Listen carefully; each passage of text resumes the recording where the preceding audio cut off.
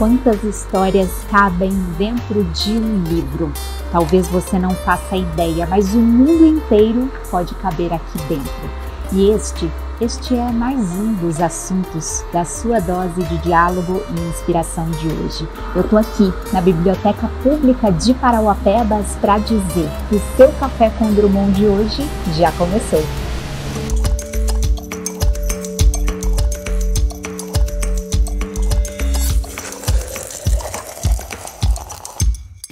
E se eu te perguntar como a educação pode transformar o mundo? Talvez você venha com uma resposta clichê, mas hoje o nosso papo é como a educação pode transformar uma vida, ou quem sabe a vida de uma família. É por isso que hoje eu estou aqui com muito prazer no Café com Drummond, recebendo estes queridos Arthur Costa e Milene Costa. Que honra estar com vocês aqui. Um prazer, Isis. A gente também está muito feliz de estar aqui com você hoje. O meu nome, para quem não conhece, é Milene Costa da Silveira. Eu sou a primogênita de uma família de 5 irmãos e a educação sempre foi muito forte na minha vida. E eu fico feliz de estar aqui hoje e podendo contar a nossa história e contribuir em alguma coisa com a vida das outras pessoas também. Oi, Isis, bom dia. Muito obrigado pelo convite. Eu estou muito feliz de estar aqui para contar a minha história, a história da minha inspiradora mãe, a história de como ela me apoiou e me suportou tantos anos aí para eu trilhar esse caminho da educação. Eu tenho certeza que muitas pessoas que convivem aqui no Pará conhecem a história de vocês, mas muitos outros, já que o nosso programa tem rompido barreiras, vão conhecer a partir de agora. E não tem como a gente começar este papo sem falar sobre como este vínculo familiar foi fundamental para que vocês rompessem essas barreiras. A partir do momento que eu conheci a história de vocês, eu me encantei com cada detalhe, justamente porque esses obstáculos só foram fortalecendo a construção de vocês. Então, eu queria, Milene, que você contasse um pouquinho, principalmente em relação ao Arthur, como foi esse início da jornada de vocês e como é que a educação entrou nesse contexto e que hoje ele é o centro da família de vocês. Bem, eu vou tentar resumir um pouco para vocês todos. Eu sou médica. Eu vim de uma família de 5 médicos, 5 irmãos médicos, e de um pai médico e uma mãe enfermeira. Nós somos do interior do Pará, da cidade de Castanhal, no Pará. E a gente criou a nossa família, nós ficamos lá e, enfim, a gente formou a nossa família lá. E sabe, Isis, eu quando conheci o pai do Arthur, o Jorge, eu já tinha uma filha, que eu tive uma filha muito nova, na adolescência. E a minha filha hoje tem 42 anos, se chama Camila. E eu com 17 anos tive minha filha, mas mesmo assim, sempre acreditando que a educação ia ser muito importante para mim, que eu não podia fazer tudo, mas não podia parar de estudar. Eu continuei estudando, com a minha filha no colo e com o livro na outra mão, e passei no vestibular de medicina, universidade pública. Todos nós lá em casa fizemos universidade pública, e estudei medicina, fiz a minha residência, sempre com a minha filha junto comigo. E num determinado momento da minha vida, eu conheci o pai do Arthur, também médico, também anestesiologista. Eu sou médica anestesiologista, o pai do Arthur também era. E o pai do Arthur, quando a gente casou, ele trouxe 4. Ele já tinha 4 filhos, eu já tinha uma. E a gente ainda quis ter mais um, o nosso filho, o Arthur. E ainda criamos mais uma filha. Então, ao todo, nós fomos importantes na vida de 7 pessoas. Isso para a gente é muito valioso, porque a gente sabe que a gente colocou 7 pessoas no mundo, pessoas íntegras, formadas, pessoas que estão fazendo a diferença no mundo e aonde elas vivem. E a história do Arthur foi que, quando eu engravidei do Arthur, eu tinha 36 anos. E mais em torno da 20ª semana de gestação, eu fiquei sabendo que o Arthur nasceria com uma deformidade facial. Uma deformidade facial, com lábio fendado, palato fendado. E isso me deixou muito preocupada na época, até pelo fato de ser médica, né? Tudo preocupa muito, né? Mas a gente procurou assistência e o Arthur nasceu, foi nascer em São Paulo. O Arthur nasceu e, para nossa surpresa, ainda além do problema facial, ele ainda veio com uma deformidade cardíaca também. Teve que ser operado com 40 dias de vida do coração.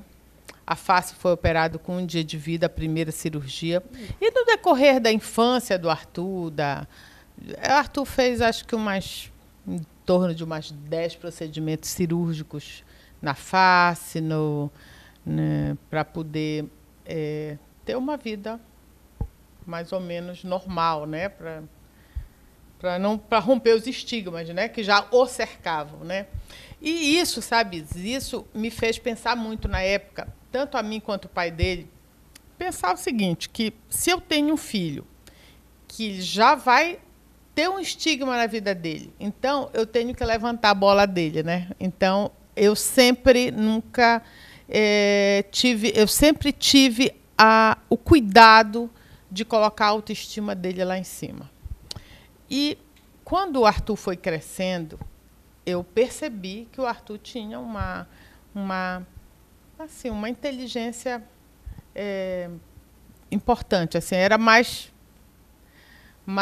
esperto, vamos dizer, do que os seus pares ali, que estavam ao lado dele, as crianças que estavam perto, né? Deixa eu só interromper você um pouquinho, Milene, justamente para que as pessoas entendam o que significa essa inteligência fora da curva, porque para alguns pode, gente, ele tem facilidade na leitura. Não. A gente está falando de uma inteligência fora da curva, a nível de que é uma pessoa que consegue saber, por exemplo, as capitais dos países do mundo numa agilidade que eu olho e falo, meu Deus, eu preciso voltar para a escola. E eu sempre me achei uma pessoa inteligente. Mas, ultimamente, perto do Arthur, eu olho para o lado e falo, Senhor, a gente precisa estudar mais. Então, daqui a pouquinho vocês vão ter acesso também à rede social do Arthur, da Milene, vão conseguir entender um pouco melhor sobre como essa construção realmente fez diferença. Mas, por favor, pode continuar. E o Arthur, quando completou 4 anos, o Arthur já sabia ler e escrever em casa. E eu senti que ele tinha que ir para uma escola onde a gente pudesse explorar mais a dotação dele, né? E lá no Pará, em Belém, em Ananindeua, para ser mais exata, tem uma escola que é uma escola de missionários, uma escola americana que não tem reconhecimento pelo Ministério da Educação, mas é uma escola americana, reconhecida pelo Ministério da Educação nos Estados Unidos, não aqui no Brasil. E aonde a língua falada é inglês, só inglês. Aí eu fui assim um pouco corajosa, disse, não, mas eu vou colocar o Arthur lá, porque eu acho que ele vai tirar um bom proveito disso, né? Aí coloquei o Arthur nessa escola e o Arthur aprendeu logo, foi logo alfabetizado em inglês e já começou a falar, e enfim. E quando chegou no momento que essa escola não tinha mais condições de abrigar o Arthur, porque eu já achava que já estava pouco para ele, primeiro ele chegou comigo, quando ele tinha uns 8 anos, mais ou menos, ele chegou comigo e disse, mãe, eu já sei falar inglês, agora eu quero aprender outra língua. Aí eu digo, o que é que você quer aprender? Eu sempre muito focada em fazer o Arthur desabrochar.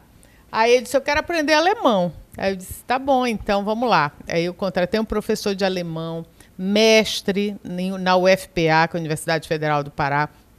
Ele vinha 2 vezes por semana para a minha casa, dava 2 horas de aula, ou seja, ele tinha 4 horas de aula por semana de alemão, com 9, 10 anos ali.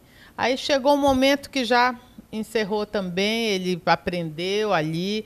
Ele não tem, assim, talvez uma fluência tão grande no alemão, porque nunca conviveu muito. Mas fala alemão que dá para o gasto, né?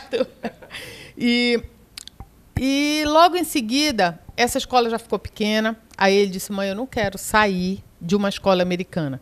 Eu não quero ir para a escola brasileira. Eu quero continuar numa escola americana. Aí começou a saga. Isso foi mais ou menos em 2012, 13, por aí, assim. E nessa época, o Brasil tinha muitas empresas internacionais em São Paulo e as escolas estavam abarrotadas dos filhos dessas pessoas. Então, para você conseguir uma vaga numa escola dessa para o teu filho, vindo lá de Castanhal, no Pará, sem ter nenhum bam-bam-bam pedindo, era muito difícil. Algumas bateram o telefone na minha cara, não aceitaram nem que eu conversasse. Outras não deram bola, não responderam os e-mails que eu me enviei, porque eu me dediquei para aquilo. Eu vou arranjar uma vaga para o meu filho. Ele quer, eu vou arranjar uma vaga para o meu filho. E aí uma escola aceitou me receber, que é a Escola Maria Imaculada, que fica na Chácara Flora, em São Paulo, que é a Chapel School. Né? É uma escola muito renomada em São Paulo, uma escola que tem um bom nome, uma boa reputação, uma escola que, além do diploma em inglês, dos Estados Unidos, né, o diploma americano, ela ainda dava o diploma em português, ou seja, era reconhecida pelo MEC, diferente da nossa escolinha aqui de Ananindeua, que não era reconhecida pelo MEC, e ela ainda tinha uma acreditação do IB, que é um instituto da Suíça que faz uma acreditação nas escolas, onde essa acreditação vale em muitas universidades ao redor do mundo, principalmente na Europa. Tem uma validade, um peso muito forte na Europa. E ela fornecia esses 3. Aí, como que seria isso, né? Porque você já pensou? Um casal de médicos. Nós éramos médicos, né? Então, a gente combinou aqui, eu e o pai dele, disse, não, vamos unir as nossas forças, esses 4 anos que o Arthur vai precisar ficar nessa escola, para a gente, assim, bancar, né, financeiramente o Arthur, porque era uma coisa cara, não era uma coisa barata, né? E a gente se reuniu, eu e ele, os outros filhos já estavam grandes, já estavam cuidando das suas vidas, e a gente se uniu para dar essa educação diferenciada para o Arthur. E, em momento algum, nesses 4 anos que o Arthur passou em São Paulo, porque sempre dizia assim, falava aqui com Deus, com o meu coração, se o Arthur pisar na bola lá em São Paulo, eu vou e pego na hora. Eu não vou deixar nenhum dia o meu filho ficar sem uma assistência de família, né? Porque, querendo ou não, o Arthur saiu de casa com 13 anos. 13. Né? Quando nós chegamos nessa escola, Isis, ela aceitou receber a gente, mas disse que tinha 18 crianças na frente do Arthur. Aí eu levei ele comigo, né, para visitar. Ela começou a mostrar as instalações da escola, muito bonito, muito diferente daquela realidade que a gente tinha ali no interior do Pará, né, muito diferente. E a gente viu e gostou muito. E ela disse, e o Arthur falando inglês com ela, todo o tempo falando inglês com ela e tal. Ela viu que o inglês do Arthur era sólido, não era um inglês que não tinha... Ele não tinha receio, ele falava bem, né? E ela resolveu, disse, tá bom, Arthur, senta aí que eu vou fazer uma prova para ti. Que ela te aplicou, como era o nome do teste? SAT, não era? Não, eu não lembro qual era o teste. Sei lá, uma dessas siglas americanas testes, aí. Sim, eu lembro. Aí ele acertou tudo. No coisa, na né? hora. Na hora. Ela sentou momento... ele lá numa coisa, ele sentou a cabecinha lá, tchum, fez tudo, acertou tudo. Anos. Com 13 anos. Não, acho que aí eu ainda tinha 12. Eu acho que foi um ano 12, antes. Era um pouquinho menos, né? Para dar uma aí humilhada ela mais ficou fácil. assim... Então, aí ela ficou assim. Aí depois, nós fomos para casa, assim, né? A gente não sabia se ia dar certo. Aí depois ela me ligou e disse, olha, a vaga dele está garantida. Nós passamos ele na frente de todo mundo, aqui dos 18 que estão aqui aguardando, tudo filho de diplomata, filho de empresário, filho de pessoas que esperavam aquela vaga ali na escola, né? Por estar muito lotada, né? E a gente conseguiu. E o Arthur conseguiu entrar na escola. Aí nós tivemos um outro problema. Como nós iríamos... O Arthur iria ficar em São Paulo. Aí nós tivemos a ajuda do nosso anjo, que é a dona Benedita, a dona Bené, que trabalha com a gente e que disse, não, eu vou com o Arthur. Ela largou a família dela, que também já tinha os filhos criados, e disse assim, eu vou com o Arthur e fico os 4 anos lá. Ela saiu de Castanhal, foi junto, muito apaixonada pelo Arthur até hoje, né? Totalmente apaixonada pelo Arthur, gosta muito, a relação deles é muito boa. E a dona Bené foi com ele, claro que a gente ofereceu ali algumas vantagens e tal, e vinha bastante para casa, né? Todas as férias eles vinham, os dois, 2 vezes por ano, às vezes 3, vinham passar um feriado prolongado, a gente sempre trazia. E eu me dispus a ir de 15 em 15 dias para São Paulo. Então, 15 em 15 dias, eu pegava o avião, ia ver meu filho, ia na quinta à noite e vinha embora no domingo à noite, para poder não... Né? E a gente, tudo que a gente ganhava era só para essa brincadeira aí. Certamente. Né? Porque mesmo não tinha... mesmo a gente falando de uma realidade médica, e aí, sim, claro, sem qualquer hipocrisia, a gente sabe que é uma realidade diferenciada. Sim, principalmente antes, né? Hoje em dia já mudou um pouco, mas antes era bem, bem diferente, né? E a gente enfrentou isso aí e conseguimos. E aí, pelo meio desse caminho aí do Arthur estar em São Paulo, o pai do Arthur adoeceu, né? O Jorge adoeceu e não pôde mais trabalhar, né? Então, mais ou menos quando ele tinha aí uns 16 anos, estava quase no fim do ensino médio. Ele terminou o ensino médio com 16 anos, né? E só para contextualizar assim, a vida do Arthur mesmo, sem colocar a vida dos arredores dele, ele fez história nessa escola. Eu tenho certeza, ele foi o orador da turma quando ele se formou.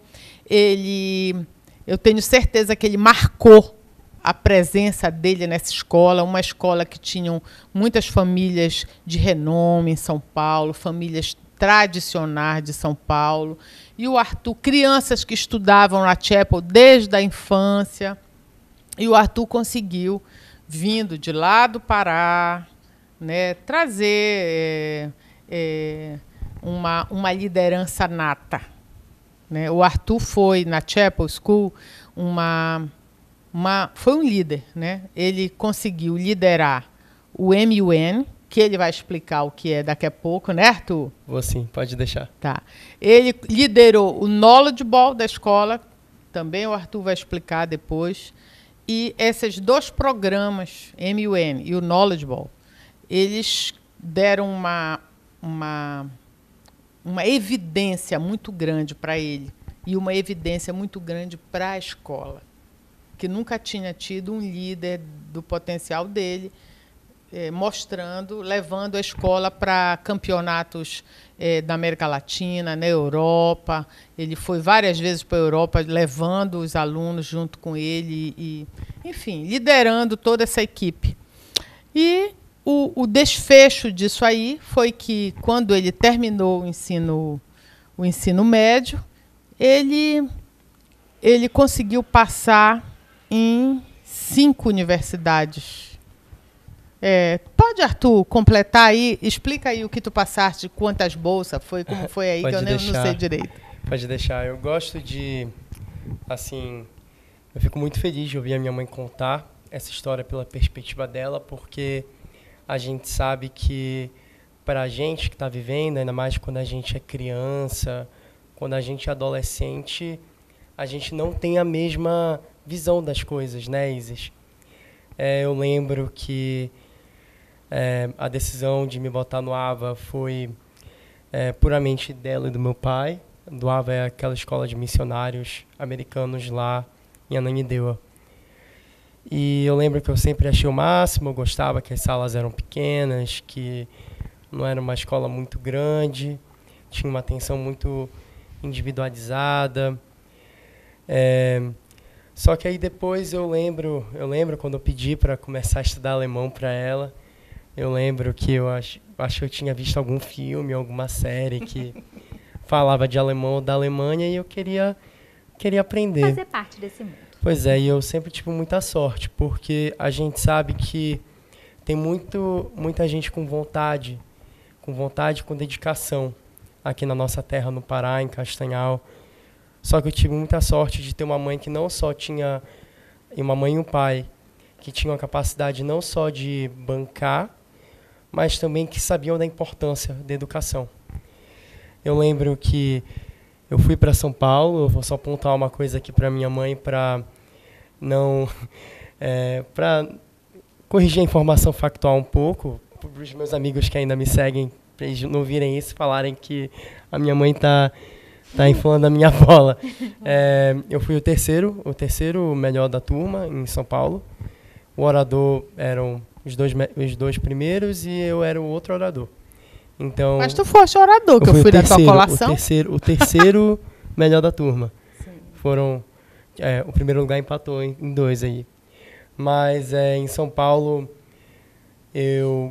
a coisa que mais marcou a minha vida lá foi a participação nesse modelo da ONU, no MUN. Explica e no Knowledge Bowl. O que é o MUN? Pode deixar. O modelo da ONU é uma simulação que tem dos órgãos da ONU feita por escolas de ensino médio. Eu lembro que na época que eu comecei, em 2014, não tinha muito ainda, mas hoje em dia já tem muita escola brasileira que tem aqui, principalmente dentro do circuito militar, das escolas militares tem bastante. Tem conferências em São Paulo, no Rio de Janeiro, em Brasília. Eu participei de uma em Belo Horizonte, na PUC, fazia uma que chamava Mini ONU na época. Isso. Devia ser, sei lá, 2008, 2009, na minha época de ensino fundamental. No início do ensino médio eu participei de uma e eu deduzo que seja algo semelhante. Sim, é exatamente isso. E eu digo que esse modelo da ONU foi muito importante porque ele abriu muito os meus horizontes. Porque por ser uma escola muito tradicional, já com 80 anos de tradição lá em São Paulo, todos da minha sala, eles falavam que queriam ir para os Estados Unidos, queriam ir para aquelas mesmas faculdades, pagar uma fortuna para conseguir um diploma que eles iam passar 5, 6 anos trabalhando só para pagar a mensalidade. A mensalidade, exatamente. E eu pensei, meus pais já se sacrificaram muito para me trazer até aqui, me sustentando 4 anos em São Paulo, longe do filho, pagando as contas de outra casa. E eu queria dar uma ajuda, eu queria fazer a minha parte. E o jeito que eu encontrei de fazer isso foi que eu pulverizei a minha aplicação para vários países quando eu acabei o ensino médio. Eu apliquei para 4 países, para Estados Unidos, França, Emirados Árabes e Singapura. E em 2 faculdades, em Singapura, na Yale de Singapura, e em Abu Dhabi, nos Emirados Árabes, na NYU, eu consegui bolsa integral. E quando eu consegui a bolsa integral, eu pensei, eu não vou ter que preocupar meus pais em pagarem 4 anos de faculdade. Então, foi uma escolha foi assim... Foi a primeira, né? A primeira foi Yale de Singapura, Yale NUS, né? Isso. Aí eu lembro, a minha mãe estava até me visitando lá esse dia, em São Paulo. Eu fiquei muito feliz. Eu falei que, olha, eu ganhei aqui, tudo pago. Aí ela falou, eu lembro do respiro de alívio dela, que ela não ia ter que arcar com 4 anos de dívida, porque ela ia. Tenho certeza que eu falasse para ela que eu quero ir para uma faculdade, custa tanto. Ela ia dar o jeito dela. Porque nesse momento, Isis, ele já tinha passado numa das faculdades mais renomadas americanas, que é a Georgetown, que fica em Washington. Sim. Né? Então, mas essa ele não ganhou bolsa. Essa eu teria que pagar, ia custar aí em torno de uns $60 mil por ano. Naquela época, né? Naquela época, né? Então, assim, ia ser assim, se não tivesse outra opção, eu ia vender as calças e ia dar um jeito para pagar. Mas ele, na hora, ele já saiu outro resultado, que ele passou na Yale, lá de Singapura, né? Aí, logo depois, saiu o resultado também de Abu Dhabi, né? Que ele passou na New York University de Abu Dhabi. Ou seja, na Universidade de Nova York, campus Abu Dhabi, né? Que tem uma universidade de um campus que tem uma história linda, uma história inspiradora, que em um outro momento eu posso até te contar, que senão eu acho que a gente vai entrar pela madrugada, se eu for te contar a história da Universidade de Nova York, em Abu Dhabi. Mas o Arthur foi para lá, ele passou lá e passou com uma bolsa integral. E, além da bolsa, eles davam, além da alimentação, da educação, eles davam 1 ano fora para o aluno. 1 ano, ele podia escolher duas universidades, 2 campos da universidade para ir, né? E, além disso, eles ainda mandavam ele para casa 2 vezes por ano. Pagava passagem de ida e volta 2 vezes por ano. Uma era nas férias de julho, né, Arthur? E a outra no Natal, no Christmas Break, né, que é na parada do Natal.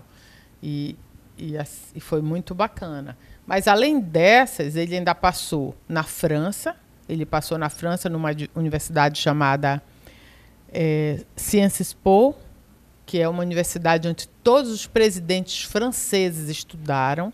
É uma universidade pública que é totalmente viável deixar o aluno lá. Assim, eu conseguiria pagar, vamos dizer assim, tranquila, que na época custava uns 7, 8 mil dólares por ano, né, Arthur? Mais ou menos isso. Uma coisa assim que dava para arcar, né? E era uma universidade excelente, o campus dela ficava em Reims, na França. E ele, além dessa universidade, ele passou... Qual foi aquela outra que tu passaste lá nos Estados Unidos? Passaste na George Washington e na Wheaton. Wheaton. Nessa Wheaton College, ele passou com uma bolsa de... 40 mil, que eu acho que eram uns 80%. 80% de bolsa. Ou seja, uma história que realmente faz a gente refletir sobre como é uma sementinha plantada lá atrás e um desenvolvimento que precisa ser feito no longo prazo. E foi muito importante você ter levantado a questão que uma dessas instituições é referência na vida política, principalmente dos presidentes da França, mas eu sei que a instituição que ele fez também tem muito apoio por isso, porque o segundo momento do nosso papo, que vai vir logo depois do intervalo, vai falar justamente sobre essa virada política. Afinal, eu ainda não dei esse spoiler para você que está aí do outro lado da tela, para quem não conhece, mas a Milene, hoje, ela é vice-prefeita da cidade de Castanhal. E o Arthur também segue os passos, está na vida pública e política, e a gente vai entender um pouquinho sobre a construção dessa história já no segundo bloco. Agora, aqui no seu Café com Drummond.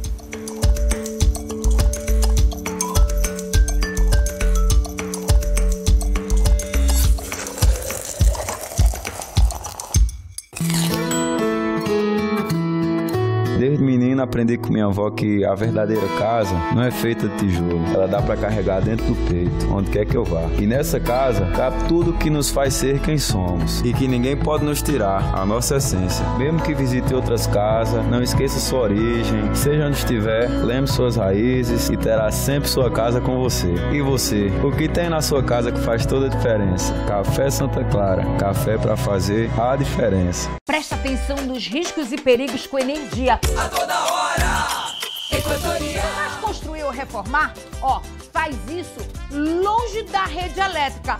Ou tu vai querer levar um choque? Eu, hein?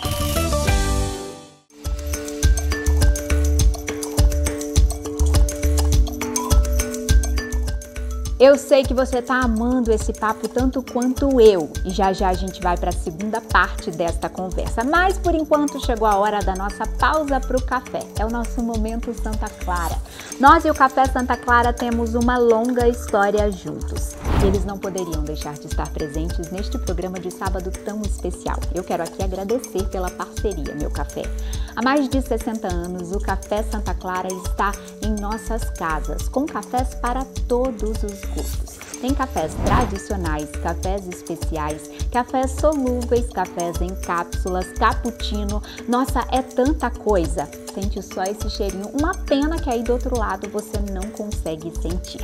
Mas eu já peguei o meu cafezinho coado para saborear. E é uma delícia, você também sabe. É muita tradição e qualidade, especialmente para minha família e também para a sua. Café Santa Clara, a diferença é clara. Já estamos de volta com o seu Café com Drummond e olha, eu tenho certeza que muitos de vocês pegaram um livro agora no intervalo justamente pelo incentivo à educação. E a gente continua esse papo delicioso com o Arthur, com a Milene. E eu queria agora fazer essa virada de chave para a vida pública, né? A gente entende que a educação, ela abre um leque de possibilidades. Algumas pessoas querem desenvolver a carreira acadêmica, outros vão para a área técnica em suas formações e algumas pessoas buscam transformar a vida de outras pessoas por meio desse desenvolvimento. E depois de anos de carreira, e você agora no início também da sua carreira, vocês decidiram unir esses esforços para construir essa vida política. A Milene hoje como vice-prefeita de Castanhal e o Arthur como coordenador da Juventude. E eu queria ouvir de vocês, assim, como foi essa virada de chave, de que forma a política ardeu no coração de vocês como uma necessidade de gerar essa transformação também para outras pessoas, já que primeiro ela foi gerada dentro da família de vocês? Bem, Isis, a nossa família, a minha família, já traz a política, né, no sangue. O meu pai, ele já morreu há 20 anos atrás, né, já faleceu há 20 anos atrás. Mas ele foi um médico muito importante naquela região, um pioneiro, uma pessoa que começou um desbravador da região nordeste do Pará, da medicina, naquela região nordeste do Pará. E quando ele completou ali por volta dos 60 anos, é que ele viu que os filhos, que no caso eu e o meu irmão Jorge, que éramos os primeiros que tínhamos nos formado na época, como médicos, já estávamos voltando para a nossa cidade. Nós fomos para São Paulo, eu fiz residência de anestesia em São Paulo, meu irmão, na época, fez residência de cirurgia em São Paulo, e a gente voltou para Castanhal quando acabou a residência. E, nesse momento, o meu pai virou para mim e disse assim: agora eu vou fazer o meu sonho, o de vocês eu já fiz.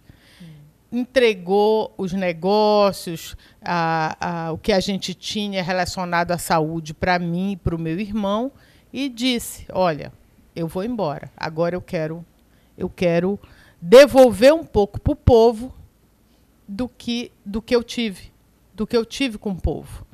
E era exatamente isso. Assim, qualquer pessoa que conheceu meu pai sabe que o que eu estou falando é totalmente a cara dele, sabe?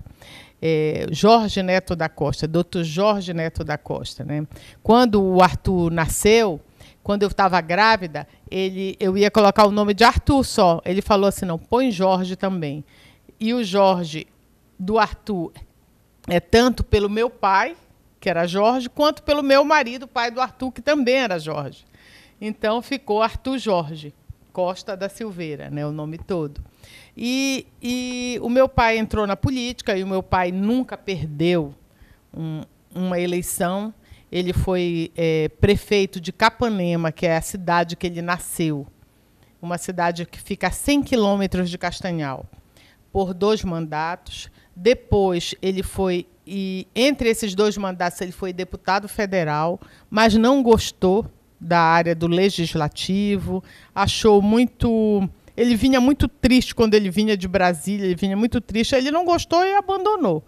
2 anos como deputado federal, ele não quis mais, deixou e voltou para a prefeitura de Capanema, que ele queria mesmo era estar perto do povo. Esse era o meu pai, né? O meu pai pegava uma bicicleta todo dia de madrugada para ir fazer o exercício e ia tomar café na casa da Dona Maria, do seu Zé, ia nas agrovilas, era isso que ele gostava. E com certeza ele tudo que nós fizemos na nossa vida foi sempre admirando o nosso pai e colocando na nossa, repetindo o que a gente viu a vida toda, que foi gente cuidando de gente. Maravilhoso. Né? Então, isso aí que me levou para a política. Eu tenho também um irmão que, desde novo, foi candidato a deputado estadual, teve 4 legislações, 4 mandatos que ele trabalhou como deputado estadual, depois foi deputado federal, e nessa última eleição a gente perdeu a eleição dele por poucos votos. Hoje ele é secretário de turismo do estado do Pará, trabalha com o nosso governador, com o Helder.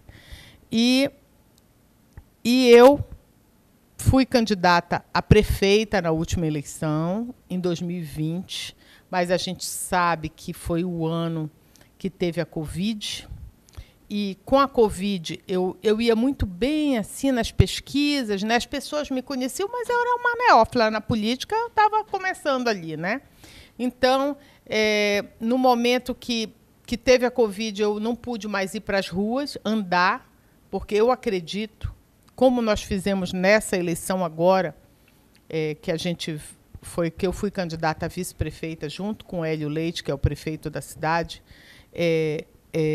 nós acreditamos, eu e ele, que andar pelos bairros e cumprimentar as pessoas e muitas vezes entrar na casa das pessoas é a melhor forma de fazer política. Porque nada substitui o olho no olho, o aperto da mão.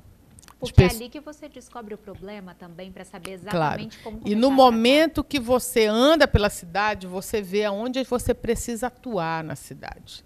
Muitas casas, Isis, eu saí muito impactada. Eu sou médica há 35 anos na minha cidade. Tá? Eu sempre trabalhei com pacientes oriundos da rede única, do Sistema Único de Saúde. Sempre. A vida inteira. Mas quando você entra para a política, você entra na casa das pessoas. Você não vê essa pessoa só na sua mão no hospital. Você sabe que a situação é difícil, mas quando você se depara com a situação, você realmente, o seu coração... muitas vezes eu fiquei muito impactada e saí muito triste das caminhadas. Mas, assim, eu acredito que a gente tem como melhorar. Eu acredito no que minha forma de pensar política, né? Muitas vezes as pessoas perguntam: doutora, a senhora é de direita ou de esquerda? Eu vou tentar te dizer exatamente como eu penso. Né? Eu acredito que se nós conseguíssemos uma educação equalitária, igual para todos, e uma saúde igual para todos, o resto podiam se matar na economia, fazer o que fosse, não tem problema para mim. Mas nós só teríamos justiça se a gente tivesse uma forma igual de pensar, uma forma igual de criar os nossos filhos de uma forma igual, com a mesma educação e a mesma saúde, mesmo tipo de tratamento de saúde. Isso eu acredito que é como eu acredito. Mas eu sei que eu sou idealista, eu sei que isso está muito utópico. Mas, assim, é o que a gente acredita e o que a gente quer para as pessoas, né? A gente procura correr atrás de melhorar a assistência da saúde na nossa cidade. A gente acredita que agora nós vamos ter os 100 dias de governo, a gente já vai poder dar uma resposta melhor. O nosso prefeito lá, cara, trabalha, uma máquina para trabalhar, trabalha muito e não está vendo obstáculos.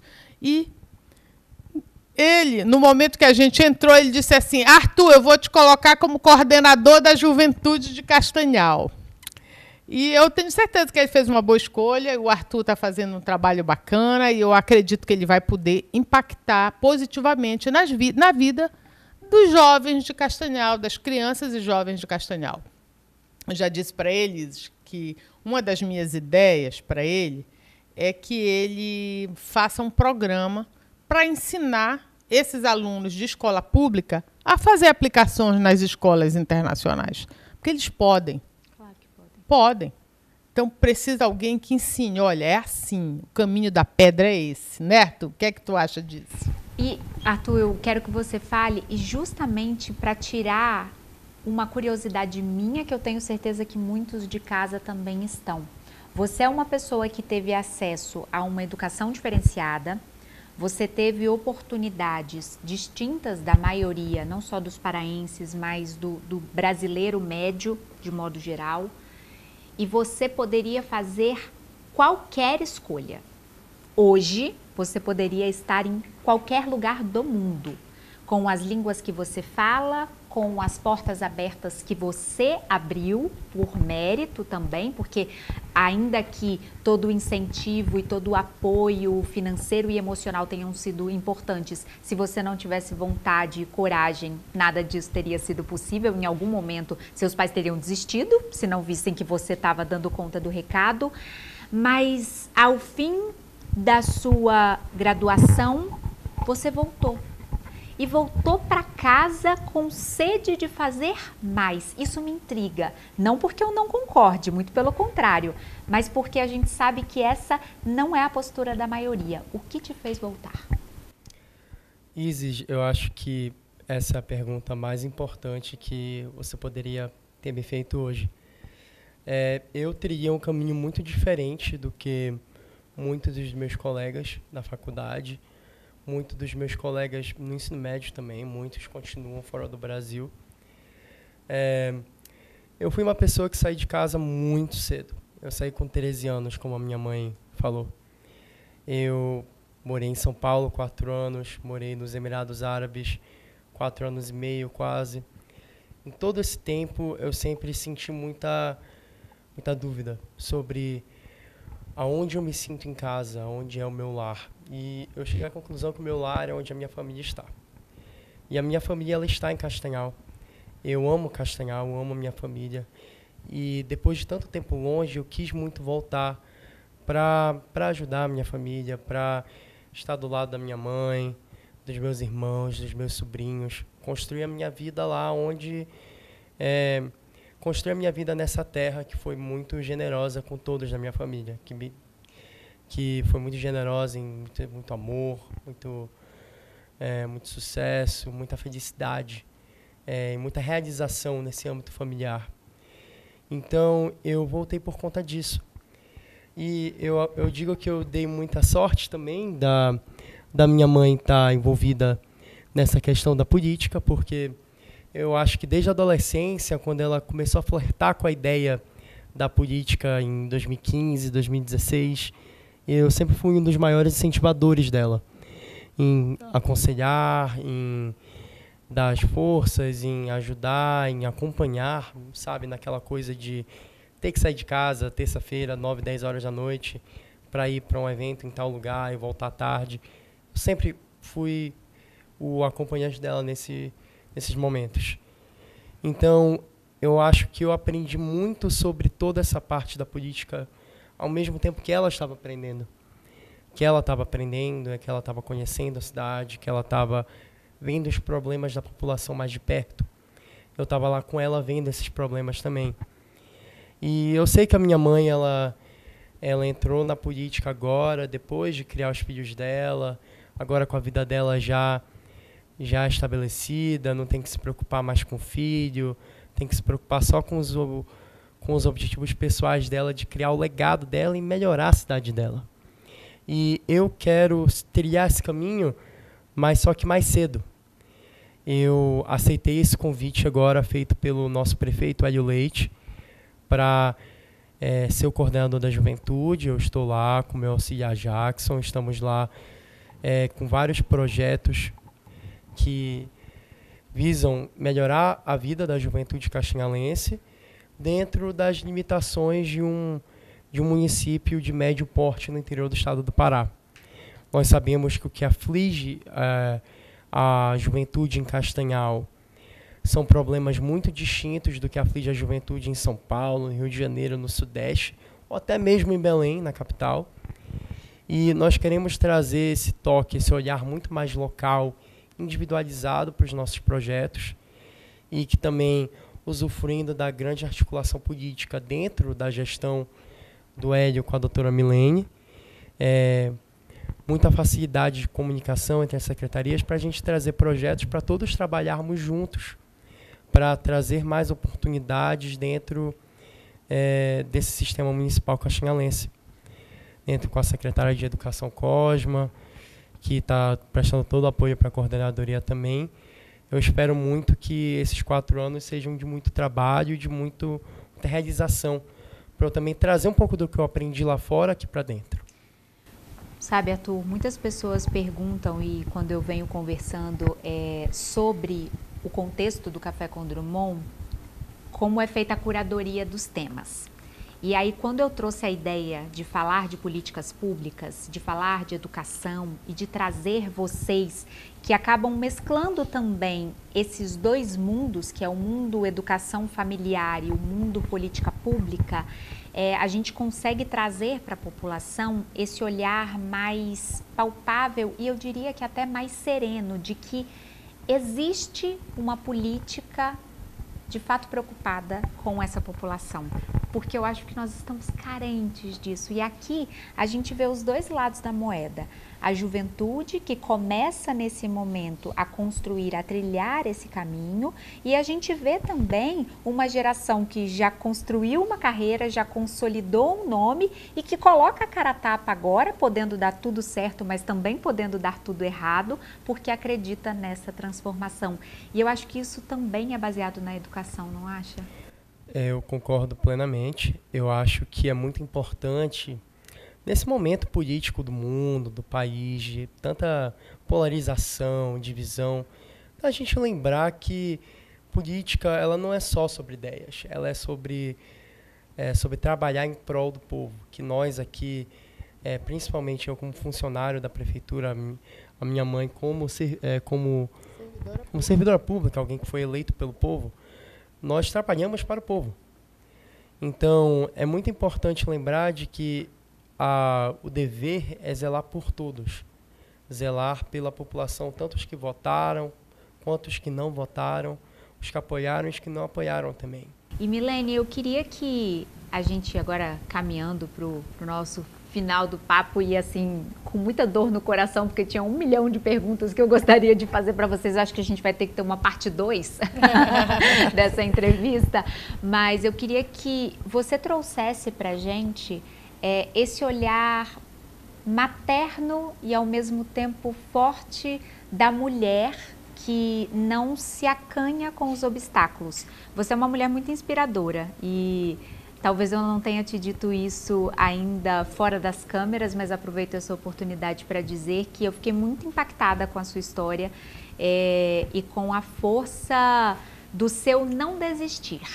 É aquilo, vai dar certo. Essa é a minha frase oficial. Todo mundo que está aqui nos bastidores sabe que fala que eu mais tenho aqui vai dar certo, porque vai dar certo.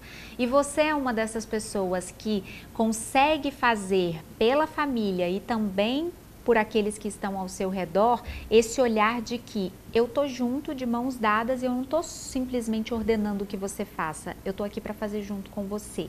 Foi isso que você fez pelo Arthur, foi isso que você fez pelos seus outros filhos, pelo seu esposo, eu imagino, e também pelas pessoas lá na cidade de Castanhal. Você enxerga isso? Você consegue ter consciência disso? E, sem falsa modéstia, você percebe essa força? Eu sei que eu tenho uma importância na vida das pessoas que estão ao meu redor. Eu sinto isso porque eu tenho muitas pessoas que falam isso diretamente para mim, que querem estar próximo, querem se sentir protegidas. Tipo assim, quando eu estou ao lado dessas pessoas, é como se elas tivessem uma capa de proteção e eu tivesse ali tentando proteger. E eu realmente, no meu íntimo, eu quero proteger quem está do meu lado. Eu não deixo as pessoas que estão do meu lado sem ajuda, sem dar a mão. Tá? Isso é um instinto materno. Eu fui mãe muito jovem, fui mãe de muitos filhos, uns biológicos, outros do coração, mas nunca me vi numa condição de não ser mãe deles. E eu tenho muito orgulho deles todos. E tem muitos que dizem assim: ei, eu também sou filho sem herança. Que eles falam, eu sou filho também. E as pessoas que vão ouvir isso aqui vão saber do que eu estou falando, porque tem muita gente que fala isso. E eu acredito na força da mulher, sabe, Isis? A gente tem que entender que nós podemos muito, porque, de uma forma muito especial, nós somos diferentes. As mulheres são diferentes, não tem saída. Isso, e quando as mulheres acertam um objetivo e querem alguma coisa de uma forma muito intensa, elas conseguem. Porque elas conseguem dar conta da sua família, conseguem dar conta do seu marido, do seu trabalho, e ainda sobra amor para todo mundo. E é por aí que eu sinto. Eu fui a primeira mulher do Executivo de Castanhal. Primeira vice-prefeita da cidade de Castanhal. E eu quero fazer isso ter valido a pena para as pessoas que acreditaram nisso e mesmo para as pessoas que não acreditaram, que também possam acreditar que hoje as portas estão abertas para todas as meninas de Castanhal, porque elas têm uma pessoa que já fez. Então, elas dizem, eu também sou capaz, eu também vou fazer. E o exemplo, ele arrasta. Com essa trajetória consolidada, com esse exemplo que não só te arrastou, mas literalmente te pegou na mão e foi junto, e com todo o seu mérito e força, e não podemos deixar de dizer, toda a sua educação diferenciada, a forma como você constrói as suas ideias e conduz o seu pensamento, o que você pensa para o futuro? Que futuro é esse que o Arthur sonha para Castanhal e também para você mesmo? O futuro que o Arthur sonha para Castanhal é um futuro que vê Castanhal e o Pará mais inserido nesse cenário global. Eu acho que o evento que está chegando aqui nas nossas portas, esse ano, a COP30, vai ser de grande impacto para Castanhal também, não só para Belém, mas para toda aquela região metropolitana. Mas, com certeza, Castanhal tem muito a aprender e a ganhar com isso, a se desenvolver. Castanhal é uma cidade eu gosto muito de, quando eu escuto isso, é uma cidade de forasteiros. Muitas pessoas vão para Castanhal, podem não ser de Castanhal, mas a tornam seu lar. E eu acho que tem muito potencial para crescer e se tornar uma cidade ainda maior, ainda mais importante, ainda mais desenvolvida, que dá uma vida ainda mais digna para a sua população. E eu tenho altíssimas expectativas dessa gestão, de próximas gestões, da minha geração, que está entrando na política agora. Eu quero que a gente entre e faça bonito, porque eu sei que a gente consegue. E sem idealismo, mas também com muita mão na massa, muita vontade de fazer a diferença, a gente constrói a ideia de que até a utopia é possível. Tem uma frase que eu gosto muito, que diz o seguinte: a gente consolida uma ideia quando ela percorre um caminho de 30 centímetros, que é sair da nossa cabeça e ir para o nosso coração. E eu acho que essa ideia ela já está consolidada nos corações de vocês e a gente consegue ver isso nas falas apaixonadas e também no trabalho que é desenvolvido no dia a dia. Foi um prazer contar essa história de vocês aqui. Eu espero que as pessoas que ainda não tinham acesso ao que vocês são e o que vocês representam, que agora tenham sido estimuladas a pesquisar, a entender, a buscar mais, porque uma coisa que você disse é um fato, o exemplo arrasta. Muito obrigada por vocês estarem aqui. Muito obrigado pelo convite. Nós agradecemos. Olha, e para você, meu querido telespectador, que acha que o Café com Drummond acabou, não acabou não. Nesse momento a gente vai para um rápido intervalo, porque tem aquele quadro mega especial que você já conhece, que tá quentinho, esperando por você. É logo mais, não saia daí, eu volto já. Desde menina menino, aprendi com minha avó que a verdadeira casa não é feita de tijolo. Ela dá pra carregar dentro do peito, onde quer que eu vá. E nessa casa cabe tudo que nos faz ser quem somos e que ninguém pode nos tirar a nossa essência. Mesmo que visite outras casas, não esqueça sua origem. Seja onde estiver, lembre suas raízes e terá sempre sua casa com você. E você, o que tem na sua casa que faz toda a diferença? Café Santa Clara, café para fazer a diferença. Presta atenção nos riscos e perigos com energia. A toda hora, Equatorial. Ligar vários aparelhos numa só tomada pode causar incêndio na tua casa, tá doida?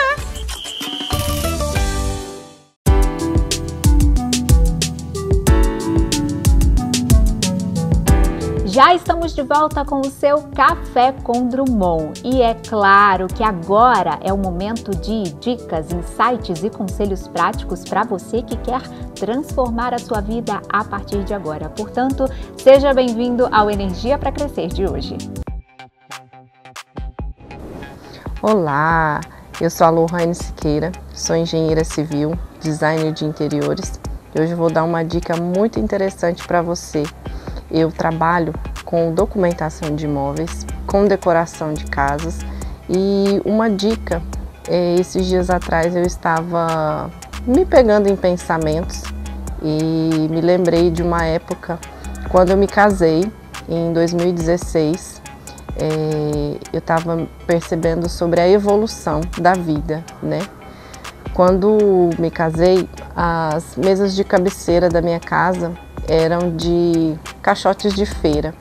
E para mim, hoje, olhando a minha casa, é muito gratificante, é muito lindo de pensar que aquele simples caixote de feira fez com que o meu sonho de ter a minha casa própria desse certo e eu decorasse cada cantinho com aquilo que eu tanto idealizei.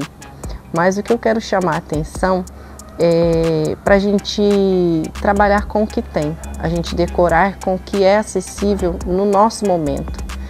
Muitas vezes a gente sonha e a gente fica preso às nossas crenças limitantes, que eu não posso fazer nada do que eu faço é bom. Comece com aquilo que você tem. Um simples caixote de feira fez com que eu sonhasse com uma mesa de cabeceira toda elaborada, toda bonita, de uma loja maravilhosa, mas eu tive que começar com aquilo que eu queria. A minha mesa não era das melhores, eram mesas de pallet. As cadeiras eram cadeiras de ferro, que a gente teve que fazer uma reforma. Nós compramos ela num ferro velho, reformamos todas essas cadeiras. E até hoje fazem parte da nossa história. Então, para você, o meu recado hoje é que você comece a fazer com aquilo que você tem, para logo depois você fazer aquilo que cabe dentro do seu bolso, contratar um profissional para que dê ainda mais vida à sua casa. E essa foi a minha participação no quadro Energia para Crescer de hoje. Eu já tô sentindo gostinho de quero mais, porque este é o penúltimo episódio da temporada do Café com Drummond. E aqui, nas dicas e insights do Energia para Crescer, eu não poderia deixar de agradecer um parceiro fundamental, não só do quadro, mas do programa como um todo, a Equatorial. E atenção para o recado de hoje, se liga na promoção Energia em Dia da Equatorial, que te dá a chance de ganhar prêmios incríveis. Uma promoção que já premiou mais de 900 pessoas em todo o Pará. Mas o melhor ainda está por vir, o prêmio final de R$25 mil. Todo mês tem sorteio de R$500 e também bônus de R$150 na conta de energia. Em maio já será o sorteio final. Já imaginou você ganhando R$25 mil? O que você está esperando para cadastrar na promoção? Mas atenção, cuidado com sites falsos. Veja se você está no site oficial da promoção, que é energiaemdia.equatorialenergia.com.br e cadastre-se. Agora é só torcer. Equatorial, por você hoje, pelo futuro todo dia. A toda hora, Equatorial.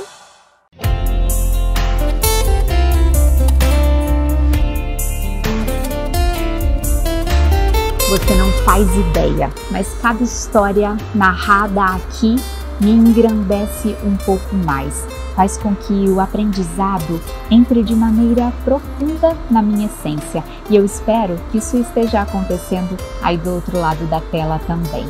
Olha, o meu adeus de hoje é na expectativa para o último episódio da primeira temporada do Café com Drummond, que na semana que vem já chega ao fim.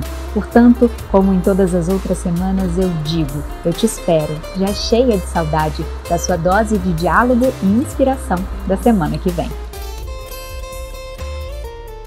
Café com Drummond, patrocínio Equatorial. Por você hoje, pelo futuro, todo dia. E Café Santa Clara. A diferença é clara.